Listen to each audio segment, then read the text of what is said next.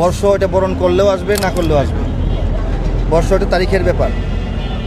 বছর ঘুরে 12 মাস ঘুরে বছর আসবে, এটা আমরা বরণ করলেও আসবে, না করলেও আসবে। তবে যেহেতু বাংলার নববর্ষকে উদযাপন, পালন বা বরণ যে ভাষাই বলেন, সেটা করতে গিয়ে বিভিন্ন রকমের বিজাতীয় সংস্কৃতি এবং কুসংস্কার এই একবিংশ শতাব্দীতে এসে, এই আধুনিক যুগে এসে আমাদের নতুন প্রজন্মকে শেখানো হয় এবং বিশ্ববাসীর কাছে বাঙালির প্রকৃত ইতিহাসকে পাশ কেটে চাপিয়ে দেওয়া কিছু বিজাতীয় সংস্কৃতিকে প্রচার করা হয়।